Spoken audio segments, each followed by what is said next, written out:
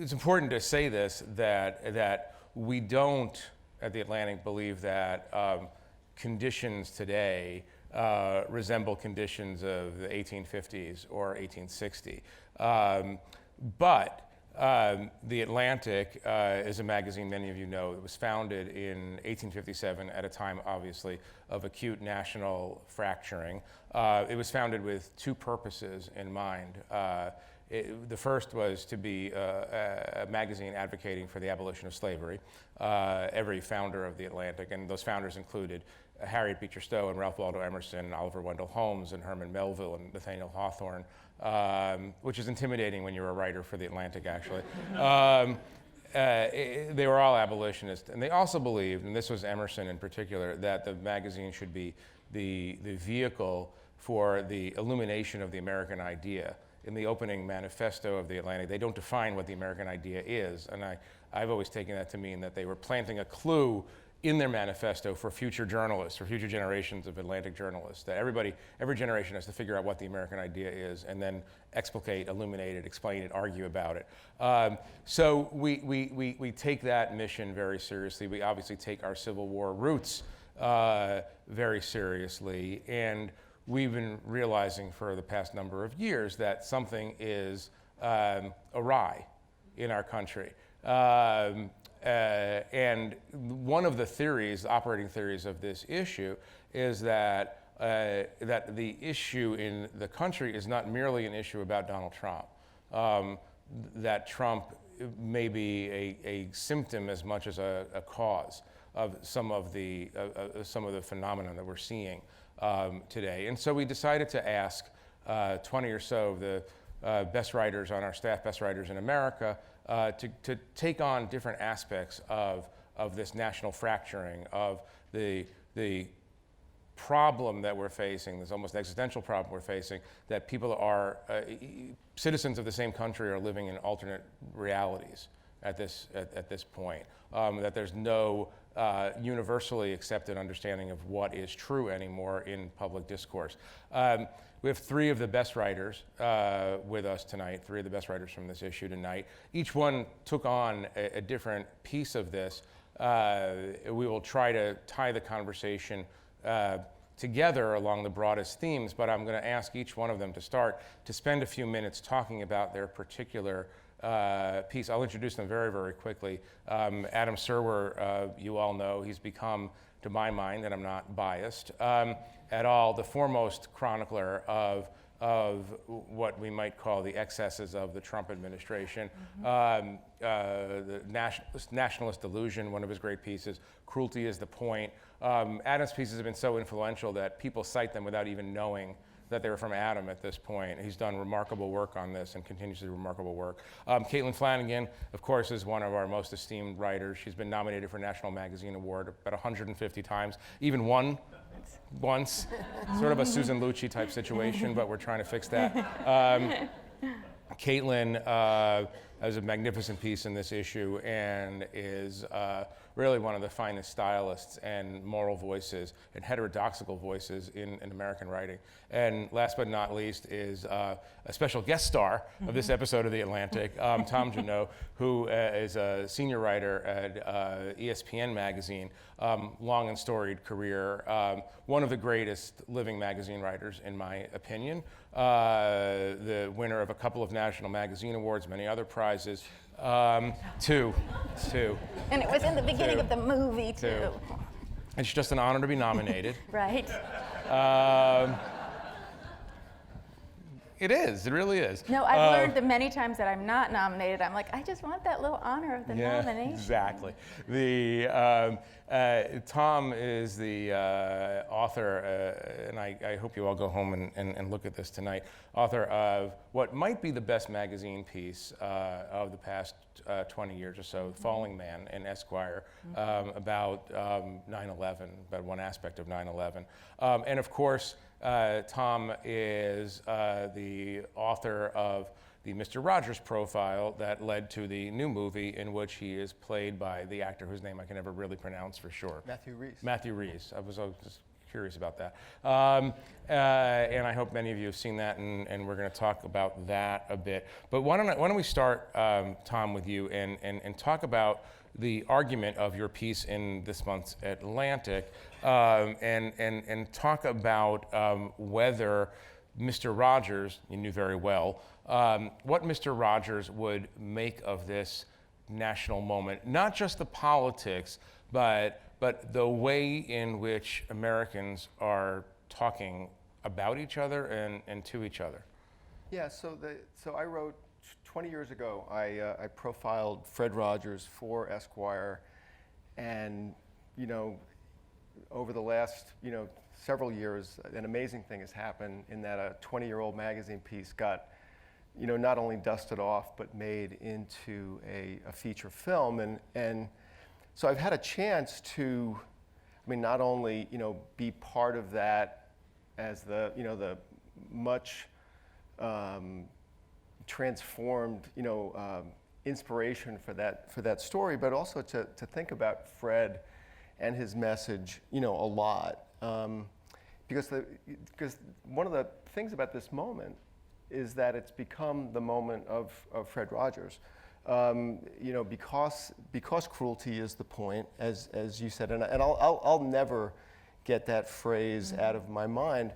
There's all of a sudden we have really kind of turned our eyes towards a person for whom kindness was the point, and because we need that, and we need to be reminded of our better selves and our better angels. But that wasn't the only thing that made me sort of want to write the story that I wound up writing for the Atlantic.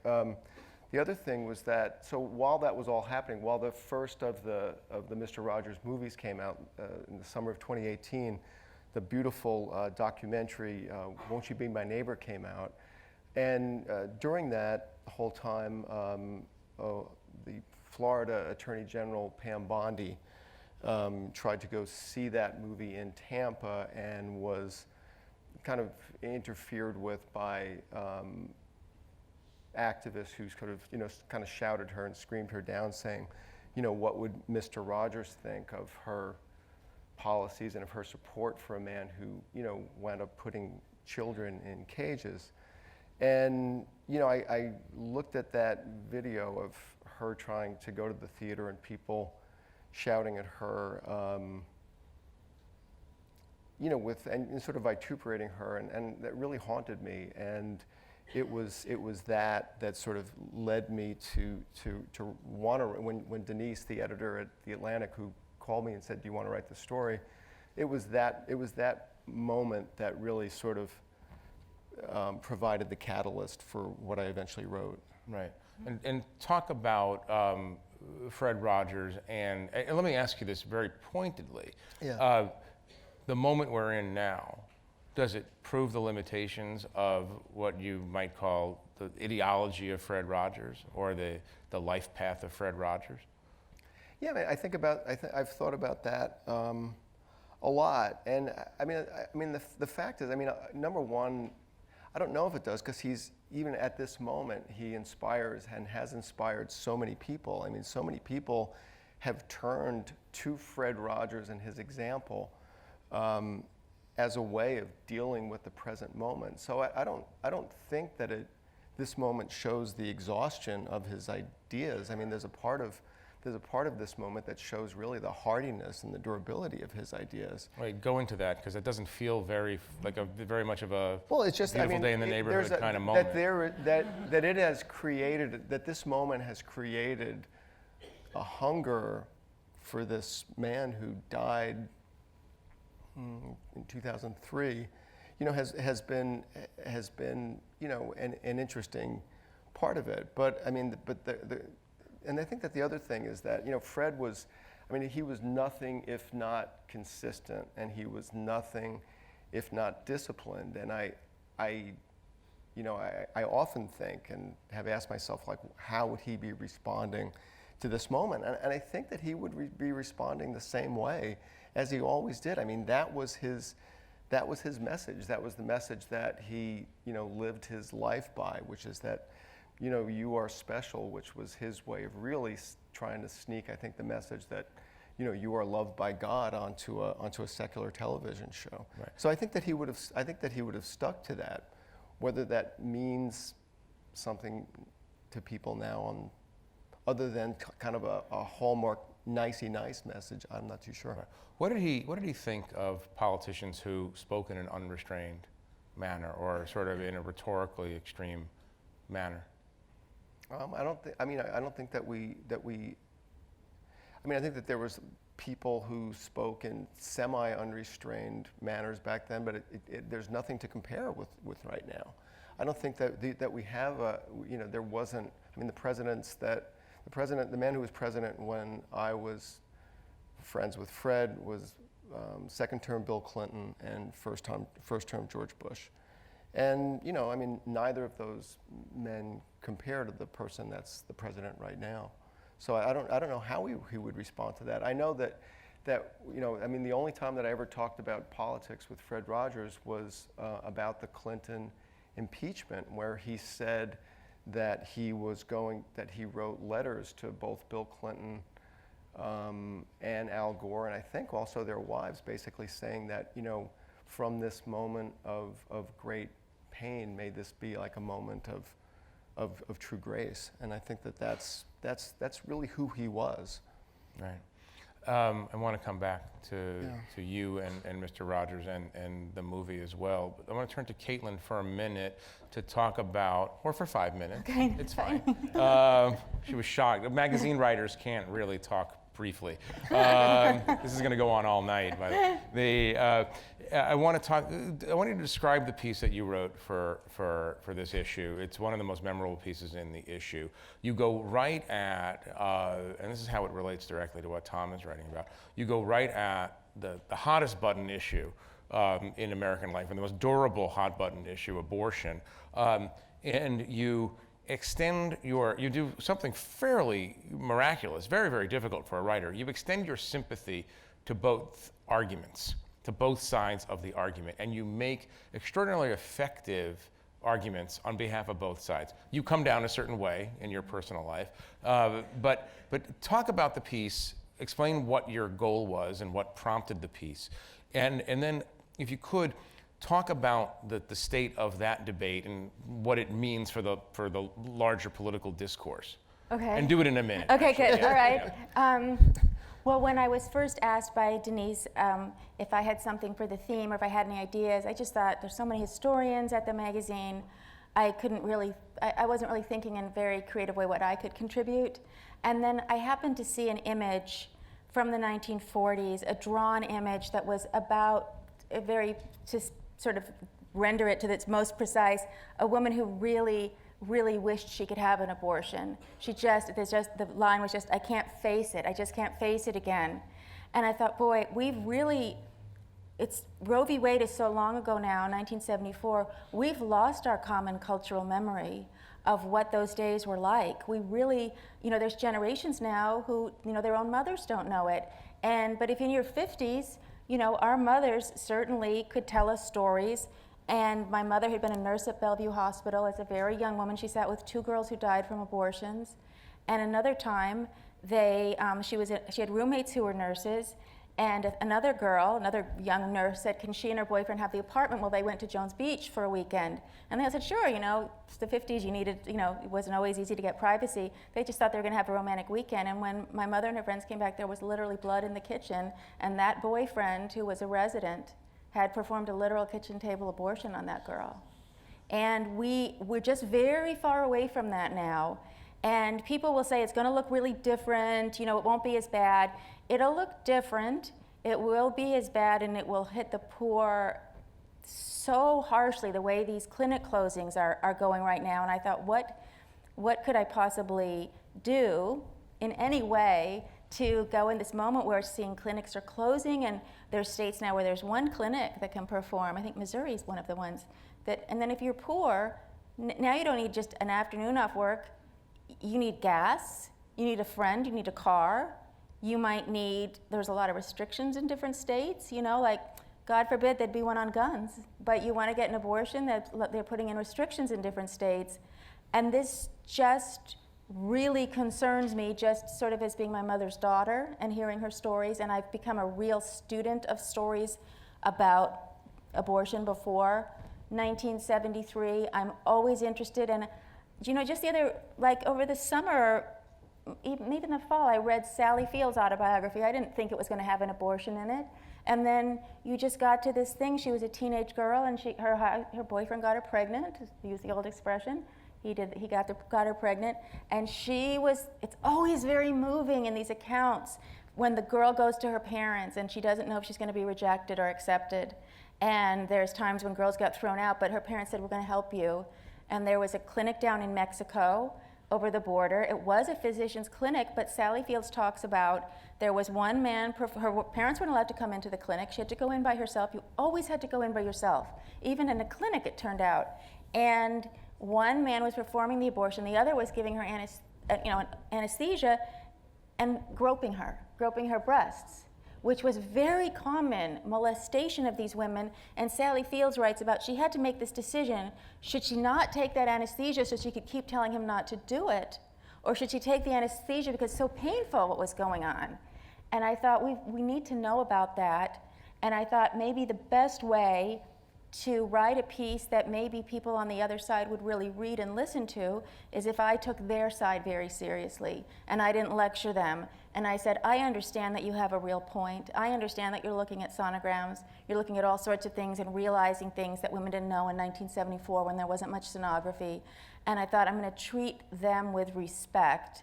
And then I hope maybe they'll treat me with the respect of my just sharing my opinion.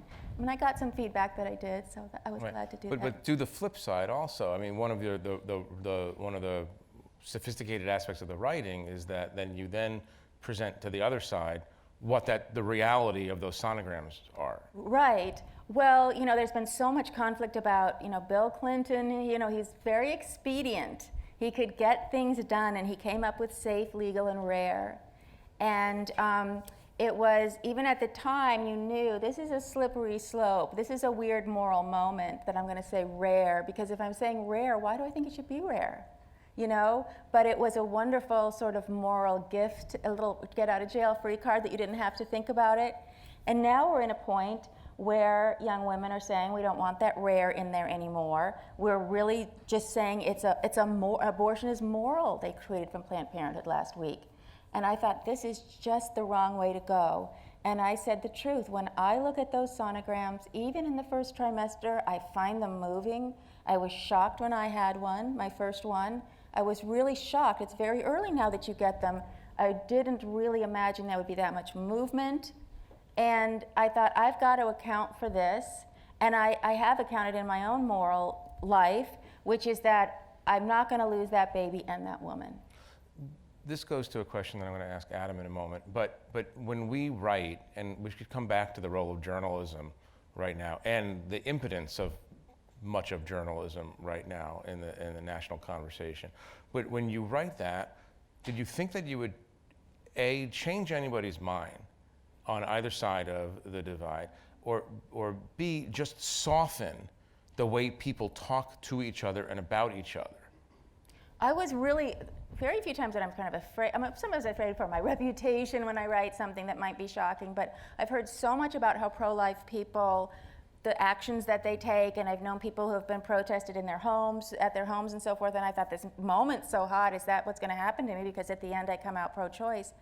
And I heard over and over again from people who are strongly pro-life. They didn't change, but they said, I never thought of it that way. I never thought of what it would be like to really need that abortion and to be facing the idea of going through an abortion with Lysol, which was very common. And so I felt that I was a bit uplifted by it, by the thought that I wasn't attacked that way. And in fact, a lot of people were glad to see that I treated it with respect, and it was in The Atlantic, this great magazine, and we didn't come back around and say, but of course those are silly ideas. We said, yeah, those are legitimate thoughts. I see them, I recognize I felt them, and I've made this decision because of the women's lives. But I felt like it might have been a small contribution. Certainly nobody changed their mind, but maybe there could be just a little less anger and maybe a little less need to drive women to say, you have to go to a whole other state, or you have to have a sonogram. We won't give you an abortion until you've had a sonogram, so until we've guilted you to that level, which is a very effective way to stop a woman from having an abortion. But yet nobody says, well, I'm going to extend your TANF payments, you know, your welfare reform. Everyone loves it. Welfare reform is all about getting poor women not to have another child. That's what it's about. I know it's been a great success. I know Marian Wright Edelman, I know it's been, but what I've seen in my work with poor women in LA, another baby can really put you back in poverty. Adam, I want you to talk about journalism and the discourse, but first, I want you to talk about the piece. And Adam's piece is very unusual in this issue in that what we try to do, ideally, at The Atlantic is inject our own dissents into the magazine. We try to be as big a tent as we can be. And Adam's argument is, and I don't want to overcharacterize it, but that we're not in a pre-Civil War state, or it's not as bad as a lot of people think. And I want you to talk about the impetus for your piece, the headline of the piece you could share, and talk about the limits of reconciliation. One of the things that we have in this issue is a short essay by Jim Mattis, the former defense secretary, who has argued that the biggest national security threat facing the United States is that we no longer like each other. No, it's not Iran, it's not North Korea, it's that we no longer seem to have common affection. Adam had some strong thoughts about that kind of discourse, about civility and restraint. So, so when they first came to me with the idea for the issue, which would be about, how to stop a civil war, I basically said, look, we should be less concerned about mass armed fighting between large groups of people than we should be about the kind of low-level violence against people who don't have the power to stop it that has been characteristic of American history for a long time. I mean, you go back to the pre-Civil War era, you have Frederick Douglass saying things like, if you want to nullify the Fugitive Slave Act, we need to make a few dead kidnappers. You have people turning guns on labor protests during the Gilded Age. You have, in the 60s, you had hundreds of bombings across the country. So I think, in one sense, when we go to the Civil War thing, we're going to, we're experiencing an idealized version of our own past, where the United States was a peaceful, wonderful place until the Civil War, and then things were really violent, and then after that, things were great. And that's not really what happened. And in this particular moment, we talk a lot about civility, but the way I approached it was that the sort of vitriol of our current political conversation is really a structural issue. So the civility problem is really a polarization problem, and our polarization problem is really born of the unresolved race question in American life. Now, why do I think that? I think that because when you look at the two major parties, they are polarized along racial, religious, ethnic, cultural lines in a way that they have not been since the end of Reconstruction. So if you are a white Christian, you are very likely to be a Republican, and if you are not a white Christian, you are very likely to be a Democrat. And when you have the parties polarized along religious and cultural and ethnic identity in that way, the conversation automatically becomes existential in ways that contribute to an extremely heated, vitriolic conversation. But the core conflict here is really about sharing power. It's about one group of people who are very used to sharing power, not wanting to share it with another group of people who they see as taking what's rightfully theirs. And I think that when we talk about reconciliation in the past, reconciliation in American life after the Civil War, for example, it came with the exclusion of black people from the American polity. So white people north and south came together. They said, this Reconstruction thing, it was a terrible idea. Obviously we made mistakes, but now we're going to come together. We're going to be one country. But millions of people in that one country no longer had the rights that they were promised, both under the Constitution and by the government that is supposed to protect their rights. And so my argument against reconciliation is really an argument against reconciling things on those terms, against placing civility, manners above liberal democracy, which after all is a mechanism for mediating conflict between different types of people. And any kind of reconciliation that does not recognize the basic fundamental rights of all Americans, regardless of race, creed, color, gender, that's not a real reconciliation. That's a reconciliation of power and dominance and not a reconciliation of justice. And it's not one that we should aspire towards. Is that where you think the discourse is going in America right now? That there's so much anxiety about the many divides, the many fractures, that ultimately we're going to come to, you know what, let's just everybody calm down and exercise rhetorical restraint and ultimately not fix the underlying structural, is that an active anxiety on your part? The active anxiety on my part is that while we're not going to have anything that looks as complete and permanent as the end of Reconstruction in the South, you can already look at the way that the Trump administration, for example, tried to use the census, lied to the Supreme Court in the process of attempting to use the census to effect a nationwide gerrymander that would increase the voting power of white voters across the country, the way that the voting restrictions target Black Americans with, in the words of one court, almost surgical precision. You have a sense on the Republican side that the solution to the democracy problem is to exclude the other side's constituency from the polity. And that is absolutely asymmetric. You do not see that on the other side. You do not see Democrats proposing to strip white men without college degrees of the right to vote because they tend to vote Republican. And so I think because our system, the American system, has a lot of choke points, and one of the structural aspects of our system grants a disproportionate amount of power to a particularly geographically distributed faction of American politics, which is to the right of the rest of the country. And it's very possible that rather than a situation in which the rights of all Americans are respected and not conditional, we end up with a system in which both political parties are in effect competing for this constituency that has because of the Electoral College, has a disproportionate influence on American politics. And in that kind of situation, what you're going to end up with is the people who have historically been marginalized, who are seen as usurpers of a country that belongs to, in fact, someone else. They're going to end up with fewer rights and fewer politicians defending those rights because they are no longer responsive to them as a constituency. So let me, do you want to jump in? Yeah, I agree with, I mean, all those things that you said, I agree with. I don't understand what all that has to do with the question of civility versus incivility. The incivility, what it has to do with that is the fact that because these political parties are divided along those lines, and because the system has so many choke points that it prevents one party from winning and the other party from moving in their direction in order to win over that constituency, you're stuck in a polarizing stalemate where both sides are increasingly angry at each other over issues of identity.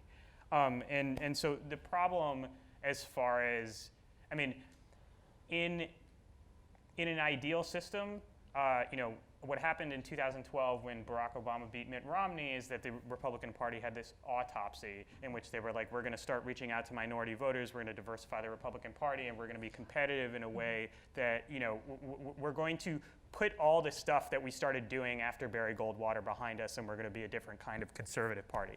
Well, that didn't happen. Instead, they doubled down. Wait, what? Yeah. Jesus. Instead, they doubled down on a kind of white identity politics that treats people who are not white Christians as a kind of existential threat to their way of life. And there's simply no way to be civil with people who you think are trying to destroy you, even if that is not actually true. But what does that mean, though? Does that mean that when they go to restaurants, they shouldn't be allowed to eat? I mean, what is the incivility? What's the uncivil response that you are looking for and that you're talking about? What I'm saying is that the incivility issue is a symptom of a larger problem, and that the civility problem will solve itself when the larger problem solves itself. When you're no longer in a situation where you feel like the people who are different from you are trying to destroy you, you are no longer going to feel a need to be uncivil to them. But let me ask you this, because I mean, in this issue, which is a very large issue, there are a lot of cross-story, cross-border arguments among writers. And Tara Westover is in this issue, and she argues that, in fact, rural Americans of the sort she knows in Idaho are not only underrepresented, their voices are isolated and marginalized, but that they, as a group, they're treated with contempt. This goes back to this sort of the contempt as sort of the really toxic manifestation of incivility. And she would argue, if she were here tonight, that this is not going to get fixed by incivility or by following people into restaurants. It just, and we see this again and again with the hardcore of Trump supporters. It doesn't matter what evidence you necessarily put in front of people. It's tribal, it's cultural, it reinforces it, it reifies. So, I mean, maybe I'm asking you a question for which there's no answer. No, I mean, I'm not saying incivility is going to solve the problem. I'm saying that you can't solve the incivility problem until you solve the problem of one group of people believing that another group of people is inherently illegitimate and do not have the right to participate in our democracy with the same set of rights that they have. How do you get white Americans who voted for Donald Trump, but who may not be, and this is fraught territory, who may not be overtly racist or may consider themselves not racist at all? How do you get them to see that and change, if that's the goal? I don't know. I mean, that's not my area of expertise. He is not running for the Democratic nomination for president. This goes to the question you asked earlier about the purpose of journalism. But when in the beginning of the 20th century, the scholarship on Reconstruction was that it was a terrible mistake. It was a disgraceful period of Negro misrule, and it never should have been attempted. It was almost, I mean, back in the day, fascism didn't exist yet. So, Ulysses Grant was a Caesar. That was the way that you described, that you called someone Hitler back in the day. But at the time, the entire consensus of academic scholarship was that Reconstruction was this terrible thing. And then you had W.B. Du Bois, who went back and he wrote a book called Black Reconstruction, and he said, actually, there were certainly some mistakes made, but this was, on the whole, an admirable effort to extend democracy and the promise of the Declaration of Independence fully to all Americans. And at the time, he was ridiculed. He was going against the academic consensus. And he said, I'm not trying to convince you, because if you believe that the Negro is not a man, then I cannot convince you that the Negro is a man. But it is important to have this written down because it is true. It is the truth. Every writer has to deal with the propaganda of history, but it is important that there is someone out there who has written down what is actually happening. And I don't actually consider my job to be persuading Trump supporters of my point of view. I don't consider my job to be liked. My job is simply to write the truth as best I can see it. And if people disagree with me, if people think that what I'm writing is crazy, that's fine. Because fundamentally, my job is just to say, this is what's really happening in this. Anyway, I get all the emails anyway, so it's fine. I want to stay on this subject of journalism and the role of journalism today. I think all of us are struck, I use this word very deliberately, struck by a certain kind of impotence of so-called mainstream journalism, which is to say, you identify ways in which things are abnormal.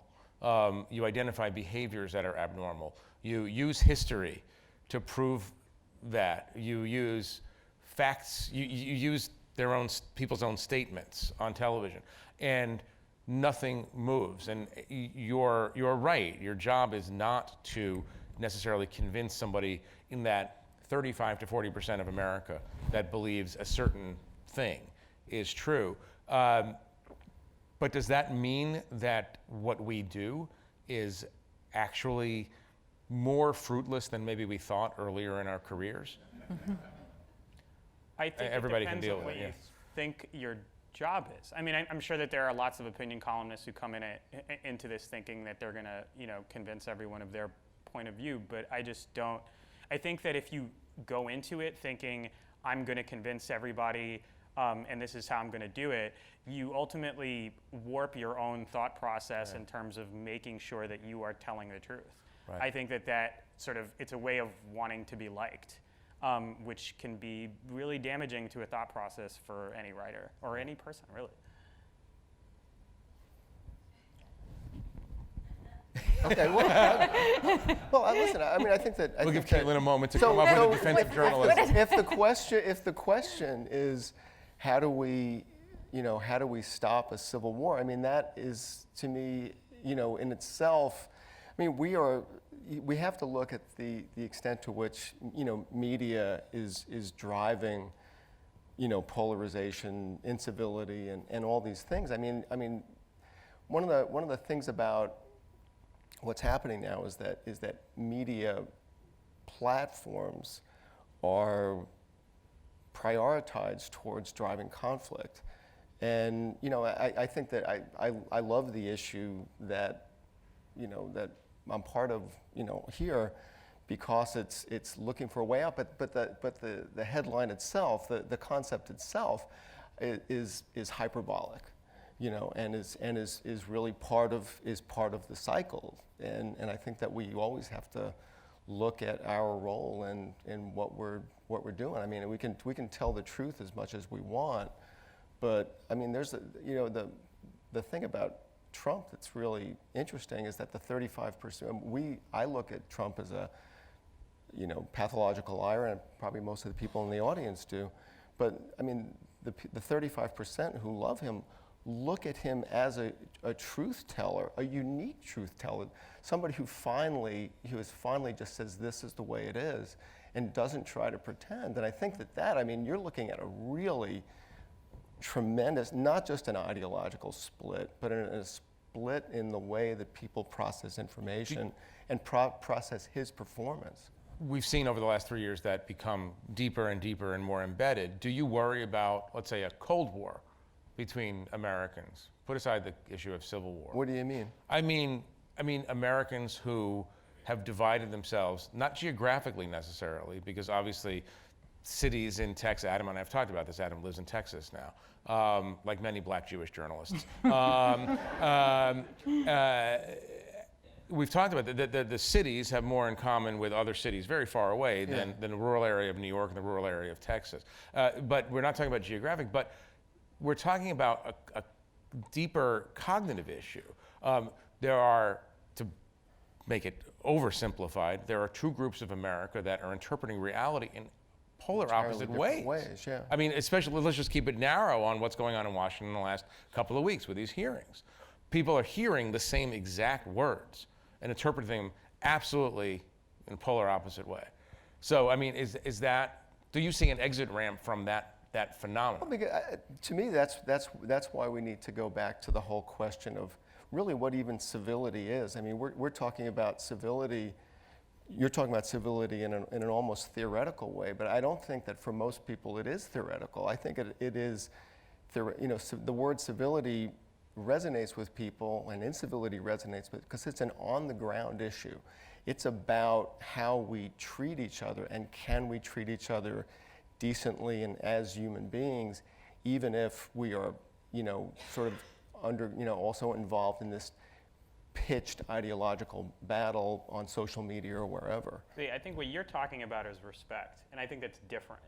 Because when we talk about civility in the political sphere, we're not really talking about, I mean, like, it would be nice if what we meant by civility was respect. If what we meant was, you are going to treat other people like you want to be treated. There's absolutely nothing wrong with that concept. But when you talk about civility the way that, to be frank, the way that Donald Trump uses it, or the way that people in power use it. Does he say it? Yeah, I mean, when he was in 2018 during the midterms, he was like, we need to end the politics of personal destruction. And then he goes on to say, with all these like media people saying mean things about me. And that's what's really important about that, is because the way that people in power tend to use the word civility is that you should respect me and you should also shut up. And that is a real problem. And if you have mutual respect, then you don't run into that problem where you turn an argument into oppression into an argument about manners. See, I think. But if you are wedded to a concept of civility in which, you know, the DHS secretary who puts children in cages, you know, sometimes gets yelled at when she goes to a restaurant. But I mean, I'm sorry, that does not strike me as a national emergency. It strikes me as a symptom of a larger problem. It doesn't strike me as a national emergency, but I think that the fact that Democrats and liberals have embraced the theoretical notion of incivility allows the Republicans to take civility, on the ground civility, as their issue, and that's a huge political error. Well, I'm not a political strategist, so I can't speak to what is a political error and what's not, but I know the difference between someone who is genuinely trying to be respectful and someone who is using civility as a cudgel to silence their critics. Right. And I think that distinction is very important, and one of the reasons, that dual definition of the term is what makes it very problematic in our political discourse, because some people mean respect in the way that you mean it, and other people actually just mean you need to shut up and I can say whatever I want. Caitlin, happy to hear your thoughts on the state of journalism in America today, but also I want to add on to that and ask sort of the obvious question, which is, and I put forward at the beginning of this my own view that it's very, very hard to discern whether Trump is symptom or cause or both. But without Trump, would we be having this conversation at all? In other words, is this centered on one very strong, very polarizing, very norm-breaking leader, or is he simply the leading edge of something deeper and more divisive? I think we were getting there. I don't know if we would have gotten such a grotesque result with the person eventually, but in trying to understand the way that the other half thinks about this, they have, just as they have a point about abortion, they have a point about all of us in media, that we all share a common, usually party, a common way of life, a common immediate assumption about things. And I have to tell you, when I read Ronan Farrow's book, which is a fantastic book, I highly recommend Catch and Kill to you. I recommend also She Said by the 2 Times reporters. But in Catch and Kill, he's telling over, every journalist has had the experience of going, are they just slow walking my story because it's crappy, or is you get really paranoid. Like sometimes you're just tell us when they're bad. Just say like, this really sucks. I was like, okay, I won't write anymore. But sometimes they want to be nice to us. But we usually do this in private. But yes. we're happy to do it right now. But over and over and over again, he's getting these stories of these women being assaulted by this man. He's getting them on tape. He's getting women willing to come forward. And for whatever reason, among those 3 men, and I strongly suspect it's that the head of NBC News also wrote 3 movies, including the Natalie Portman movie Jackie that was very successful, and he did not want to alienate Harvey Weinstein. This is not just my paranoia assumption, it's what Ronan leads us to believe. And I thought, wow, I really would trust NBC News not to do that. And then when that tape came out, I think it was by that man, that Project Veritas man, but this is a place that people are bringing things, of that frustrated woman at ABC News saying about Epstein, I had this story 3 years ago, I had this story, I had women on tape, I had everything, and she's just blowing her cool over it in a moment of commercials, and that was taped, and I said, what the hell was going on at ABC News? These people were trying to tell stories about things happening to women that were rapes and that involved trafficking, and there was something in there that stopped those stories being told, and it gave me a sense of understanding the other side on other issues that they may be seeing all of Do you us. accept it, or do you understand it, or are you observing it? I'm Because it's a just, pretty big conclusion you're drawing about What- the state of the mainstream media. what could possibly have happened at these two different shops that women were trying to tell stories of rape? These were some of the worst people that came along, Weinstein and this Epstein guy who was trafficking girls who were troubled foster kids. And reporters were coming with stuff you would have said in a second, we're going with that, we're getting our checkers, we're getting our lawyers, everybody get in line, we're going to do this. Something happened that for a reporter as good as Ronan Farrow and for that other woman finding girls willing to talk to her, different stories, same issue, there was something going on in those places that they wouldn't run those stories. And I wonder, I'm blind to the other side because I hate Donald Trump and I this and I that. Are there other things that if my feelings were differently about it that I might also observe? Because we are all from the same orientation and class and party. Tom, I mean, you How would- both you, actually everybody here lives outside the bubble.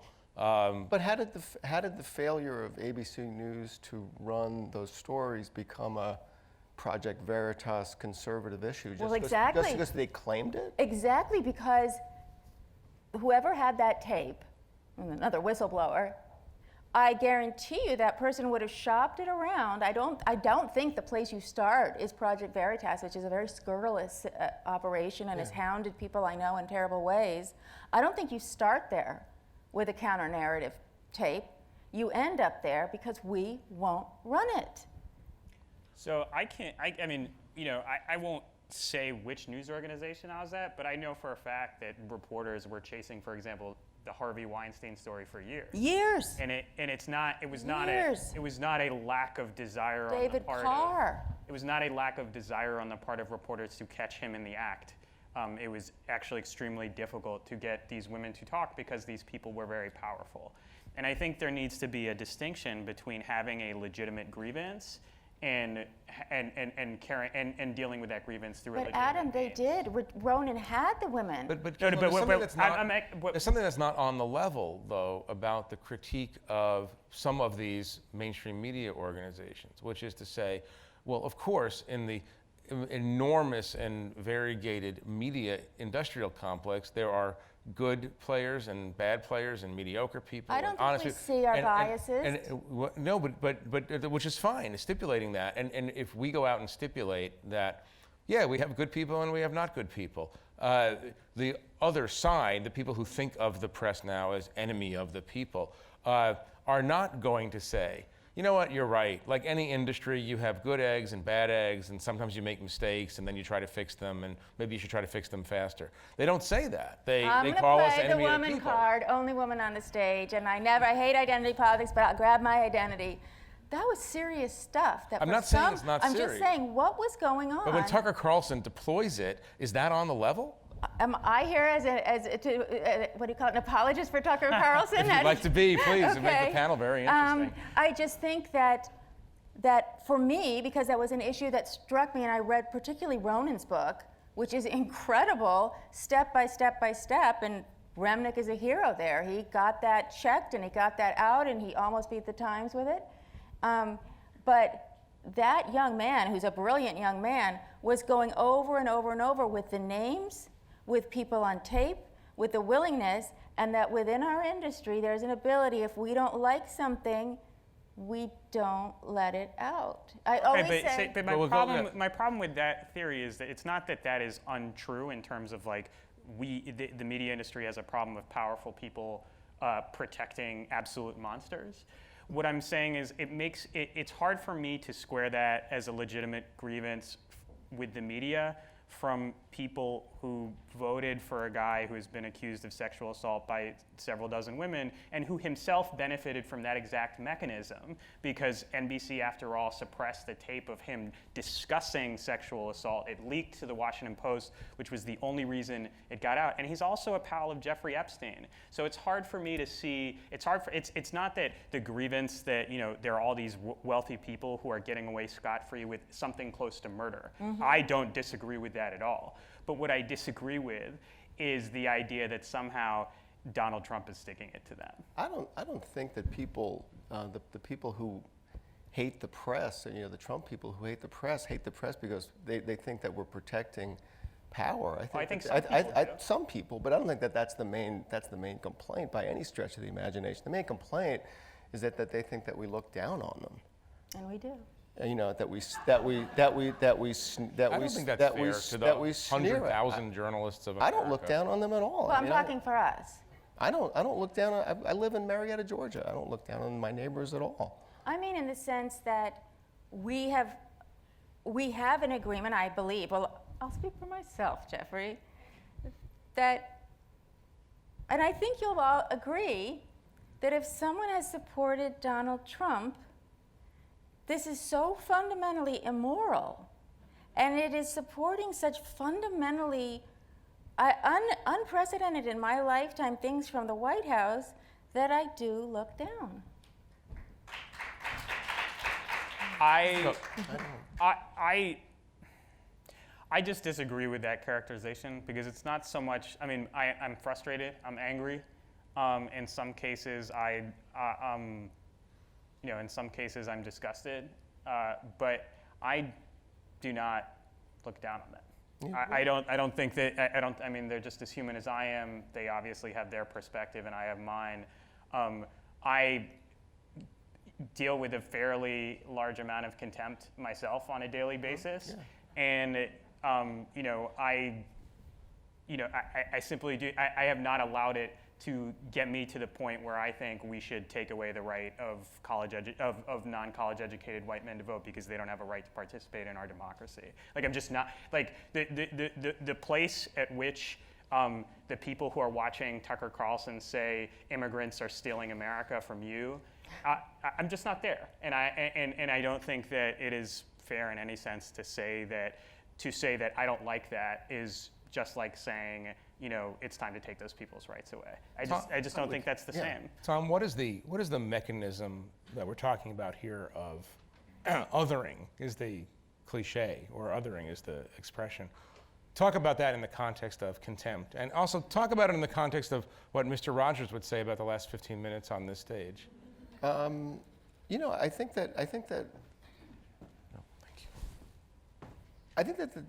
the civility issue. I don't think it's. I think it matters because I think it's the. I mean, to me, this whole thing, this panel right now, is an argument for civility because we're not calling each other assholes. I mean, we're trying to.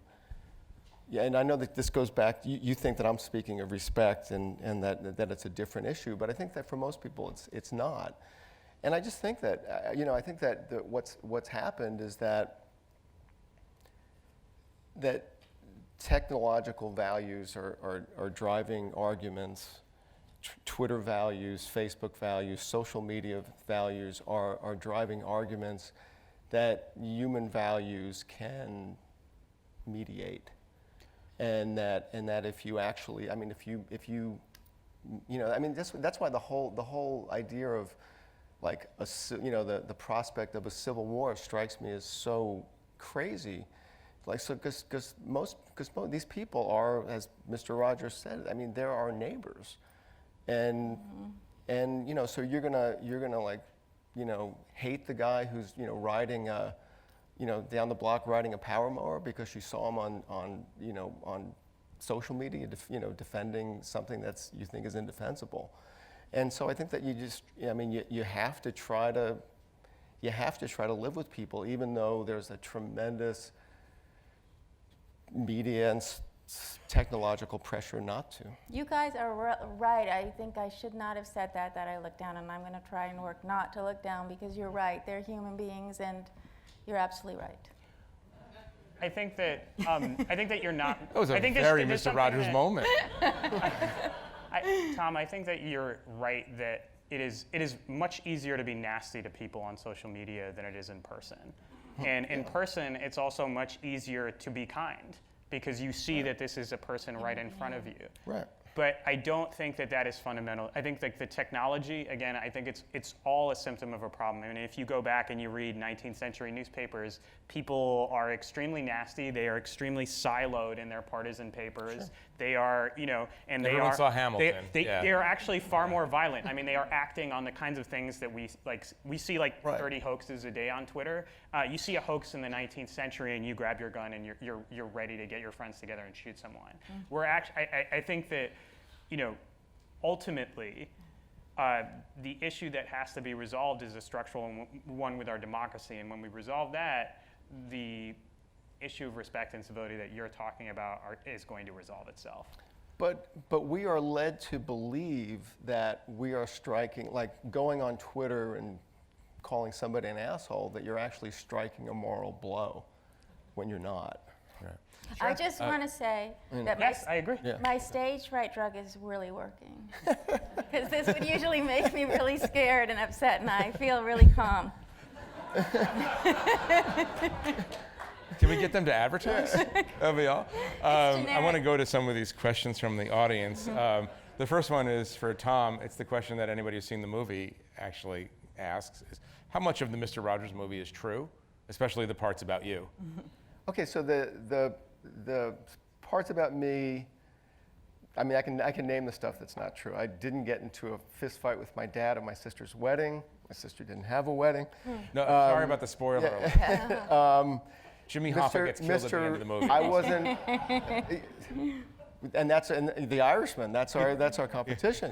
It's your competition. So, I mean, a lot of I never went to Mr. Rogers' house. He wasn't at my father's bedside when my father was sick. So there's a lot in that didn't happen. But as far as the friendship with Fred and the nature of the friendship with Fred, that was very accurately done, to the level that when I saw the movie for the first time, I mean the differences meant nothing. The similarities meant everything, and they just completely emotionally overwhelmed me. Did he soften you? That might be the wrong word, but did he soften you to the degree that the movie portrays? And how did it affect your magazine journalism? I mean, I don't think he softened me. I just think that he made me sort of look at my motivation. When I was doing stories. I mean, when I was, I think up to the time that I wrote about Fred, I was definitely getting sort of carried away with myself. Like, I can say this because, I'm Tom Junod, and I can, that's my job, is to to go there, and I think that he made me look at that, and I think he also just made me look at goodness as just as mysterious and interesting a force as evil. Does anyone play that role in American society today that he played? I mean, I don't really think so. I mean, that's why Obama. Whenever I hear her, I kind of get that feeling. Do you? Yeah, I mean, I think that there are powerful people speaking for the right things, but in terms of sort of embodying radical kindness, and the thing that he embodied more than, to me, anything else, is that kindness is sort of hard to achieve, and that it requires a certain kind of strength and discipline, and he had that, and he didn't. And I don't know if anybody is taking the risks that he took in order to be kind. And there are people when who are someone's kind to you, not you taking need risks. kindness, or you just think you're going to get judged and you don't get judged. It's like such a win inside that you got that. Yeah. And it's like, why don't I do that? So I'm a bitch and I want to work. I'm going to keep working. You know that. Work in progress. How's that stage fright medicine going right now? Let me ask you this question. Wrapping up. In James Madison's essay in this month's issue, he explains our current crisis by stating, quote, we talk about... James Mattis, not James Madison. James Mattis. You said it. No, James You Mattis. said James I thought Madison. he said which is James. interesting. I thought you said James Madison too. I did? Uh-huh. It's like, I'm glad we got him. Every Yeah. editor has a dream, okay? I'm going to get Madison. He's done great work for us lately, James Madison. I hear he's being talked about more He's and being more. talked about more and more. We're just waiting. Frederick Douglass's last piece for the Atlantic. No, it's true. Ran in 1877, I think, and Trump gave me hope that he's still filing, like he's going to somehow, we're going to get He it. republished his piece on Reconstruction, and it led the site for a few hours. It really, It was like number one. It was actually one of the most Reconstruction by amazing Frederick things of Douglass. working at a very, very old magazine is to go onto the landing pages of Frederick Douglass, W.E.B. Du Bois, Mark Twain, and Virginia Woolf, and see their stories appear as internet stories. It's really a remarkable thing. It's wild. It's wild. Yeah. It's totally wild. But no, Frederick Douglass was leading our site. In James Madison's essay in this month's issue, he explains our current crisis by saying, "We talk about what divides us and seldom acknowledge what unites us. How do you see the Atlantic's role and the media's role in this? What do you think is the ratio of stories that feature uniting versus division in journalism today?" And that's asterisk for the whole panel. But it's really for you. That's for you. Yeah, no, it's really for you. Yeah. I'll say something that's unpopular and true, or I think it's true, which is that in today's age, we know exactly what people are reading all the time. We know how many minutes, seconds they're spending on what stories. We know what headlines get them to comment. We know what headlines drive them away. So the problem, and look, I don't think, maybe this is conceit on my part, but I don't think we have the same issues that a CNN might have in terms of, or certainly social media platforms have in terms of igniting anger. But what I would say is that stories that feature the theme of unity and everyone getting along do no traffic. Except for Tom's. Except for Tom. Except for Fred. It is, That's speaking. That's because of Fred, though. That's because, yeah. But generally speaking, conflict drives attention, and unity or the absence of conflict or the absence of tension is not what people tend to read. I mean, this is not just a tabloid versus broadsheet issue. It is just a reality of human attention and human interest. It's a corollary to the notion that no one ever publishes a story headlined, "All planes land safely at JFK." It's not news if there's not some kind of conflict, disruption, or anger. But that said, we have a responsibility to reflect the whole of the human experience, and sometimes we fail. But I will say that I think that there is, one symptom of the problem is that there is a very small portion of the country that's yelling at each other, and everybody else is actually getting along pretty well.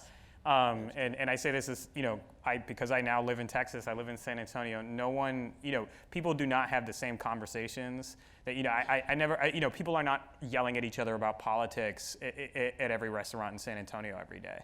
The reality is that we have this like extremely loud social media and cable news discourse that is participated in by a very small percentage of the population, and it's really horrible and it's really terrible and everybody's really mean to each other. But the rest of the country is mostly just getting along with their lives and trying to figure out how to take care of their kids, how to get a decent job, how to realize their dreams. They are not actually at each other's throats in the way that it seems like for people who are in our profession. Here's a question, actually, it's a question for Adam. How bad do you think it will get before we actually achieve the kind of equality that would lead to the reconciliation that you're talking about? So I don't really know the answer to this question, but I do think that to the extent that we're going to get out of this period, it's going to be through people who are reminding us that we have so much more in common than we have different. Like the fact is, like Americans have so much cultural overlap with each other, even when it seems like we're really different. I think that on some level, what's needed is a way to turn down the temperature of a particular faction of the country that is extremely afraid that their entire way of life is going to be destroyed, when I do not believe that that is the case. And I think that there is there's a lot of political advantage to be gained in making people scared and angry. And until that calculus changes, I think things could get quite bad. But not Civil War bad, but there's lots of types of bad that don't rise to that type of bad that are catastrophic. But what is the bad though? I mean, if it's not violence, what is? I'm just curious as to what is the. I mean, it is. What is the bad? The bad is a country in which a significant portion of the population no longer has the right to participate effectively in politics because they've been excluded from it, and where things like law enforcement or in environmental regulation, where these things are no longer, where the functions of government are polarized to the point where they are seen as simply the appendages of one party or the other, and not actual functions, and do not function for the purpose of the welfare of the American people. So you don't mean interpersonally bad. You don't mean bad amongst American neighbors. People. You mean structurally really bad. I think that American democracy as we understand it, and you have to remember, America has been a full democracy since 1965. Not since 1776. Not until 1965 did every American on paper have the right to participate in politics in a real way. So this is a very new experiment, and it's a very fragile one.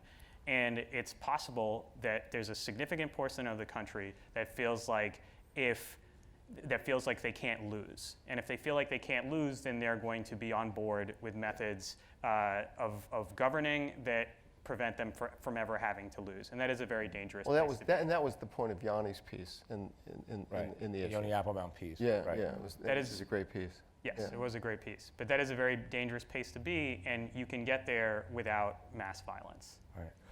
Let me ask a question for Caitlin. Why do we fear conflict so much? If you are pro-life, you believe that abortion is murder and therefore you should fight it. If you believe that abortion is a woman's right and that people are taking it away from you, you will fight it. What are the limits of civility? It's a civility question in essence. But it's a really fascinating thing. Do we fear conflict so much that we don't actually argue out? Right. Well, I think that nobody in the abortion debate fears conflict. I mean, they court conflict because it's such a binary thing. And where's most of the country? I mean, most of the country, like anything, like Adam was talking about, most people are somewhere in the broad middle, which might be ambivalently pro-choice. Yes. By looking at the polls, at least. Right. Many polls. Right.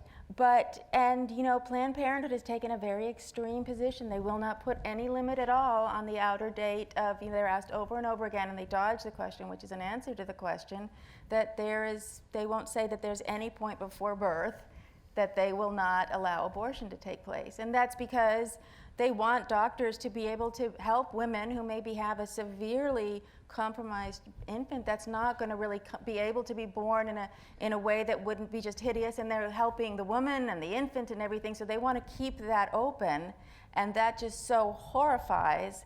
It horrified Bill Clinton when it was explained to him how that all works. It is so deeply horrifying to some people that they do feel murders are going on in the country and that infants are being murdered. It's not it's not an irrational thought if you're thinking about an 8 or 9 month pregnancy. So, it's hard to think of. I think it's possible for us to understand each other about where we're coming from, but it is a pretty huge difference of opinion if you think it should be legal or not. And it's one of those differences that's in no way theoretical. It's the high school girl that it's the woman who's got 2 kids and just can't keep it together. It's such a real thing. And a final question, thank you, Caitlin, for Tom. It's a 2-part question. One, do you know of any instance in which Donald Trump met Mr. Rogers? Yes. 2, yes. And 2, do you think that Mr. Rogers would be effective in moderating Donald Trump's current behavior if he were to have an audience with him? Okay, so that's a great question. So I think the answer is no. I don't. The first Yeah, one? the answer to the first question is no. I don't think that they. That would be quite a strange. That would be. I mean, it would be like those pictures of like Elvis and Nixon. Right. There's those, and but I really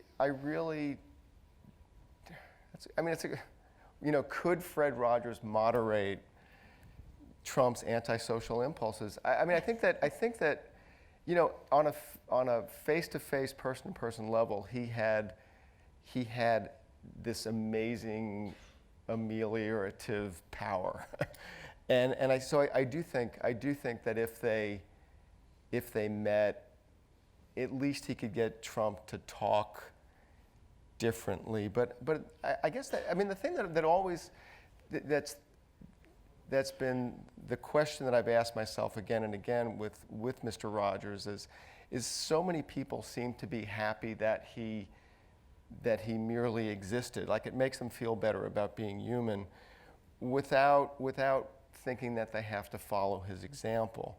One of the things that happened right after my story went online was one of the people who retweeted it was Dana Loesch from the NRA, who was, I don't know, maybe the most uncivil, public force, in America that I've seen. She scares the hell out of me, to be quite honest with you. And yet she was claiming the mantle of Fred. And so I think it's really easy to claim the mantle of Fred without really taking a look at the example of Fred. And I got the feeling that maybe that Trump would do the same. Do we really need Mr. Rogers to moderate Trump's behavior when we have Kim Kardashian? That will be the subject of our next Cover story. Our next Atlantic He's done a channel. really good job. Our next panel will deal with that. In the meantime, I want to thank our panelists, and I want to thank all of you very much for coming. Thank you. Thank you. Thanks, guys.